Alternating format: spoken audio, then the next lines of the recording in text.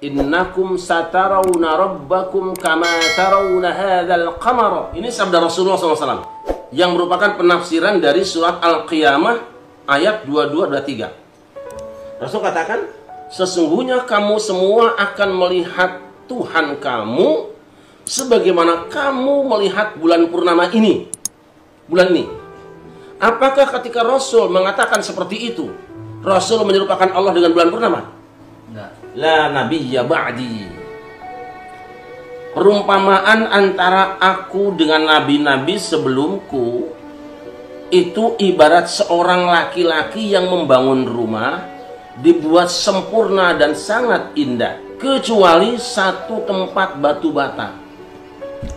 Orang-orang mengitarinya dan berkomentar, alangkah indahnya jika batu bata yang satu ini diletakkan di tempat yang kosong ini. Aku inilah yang dimaksud dengan batu bata itu, maka tidak ada nabi setelahku. Rangkaian nabi-nabi itu seperti seorang laki-laki yang bangun rumah. Yang mengangkat nabi siapa? Allah. Apakah ketika nabi mengatakan Allah mengutus para nabi dari Nabi Adam sampai beliau seperti manusia yang bangun rumah, laki-laki bangun rumah, nabi sedang membandingkan, menyamakan Allah dengan laki-laki? Tidak. Kembali tadi, ketika Rasul mengatakan bahwa manusia akan melihat Allah di hari kiamat seperti manusia melihat bulan purnama, apakah yang dibicarakan itu Allah Rabb dengan bulan purnamanya, dengan bulannya?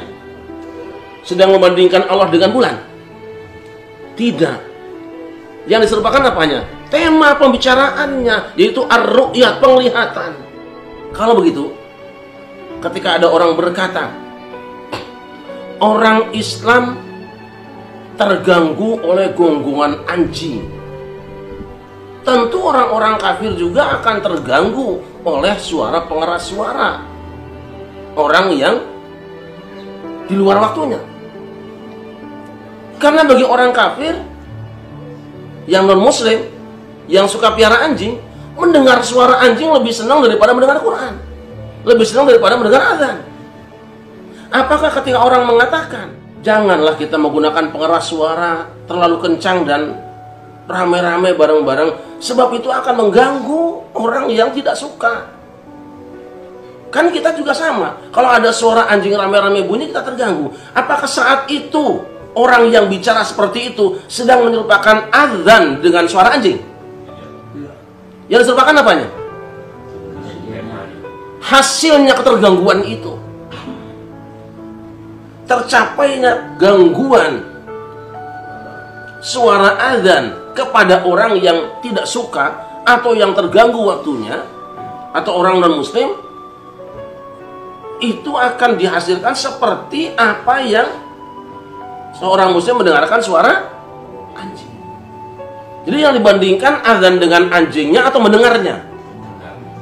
Yang dibandingkan suara azan dengan suara anjing atau terganggunya?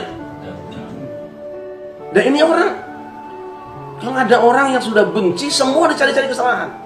Ayo, mana ulama yang pandai, kita diskusi terbuka. Saya tidak bela siapapun juga, tapi kebenaran harus ditegakkan. Ini sangat berbahaya sekarang nih umat ini. Saya dengar ada mau demo lagi, dosa besar. Dan orang yang melakukannya insya Allah akan diazab oleh Allah di dunia ini dengan cara Allah. Coba bayangkan, misalnya orang tadi berkata tersebut itu karena ada realitas. Selama ini orang-orang non-muslim atau bahkan orang Islam sendiri yang ingin istirahat merasa terganggu oleh bisingnya pengeras suara yang tidak teratur. Tetapi belum pernah ada peraturan yang mengatakan barang siapa memelihara anjing, kemudian anjingnya mengganggu orang Islam, dia kena hukum. Ada belum? Belum ada. Ini sebetulnya yang dituju. Suatu saat kalau statement itu kemudian berubah menjadi undang-undang, maka siapa saja memelihara anjing lalu suaranya mengganggu orang Islam bisa lapor polisi dan dia bisa dipidanakan. Ini luar biasa sebetulnya. Tapi otakmu dibalik.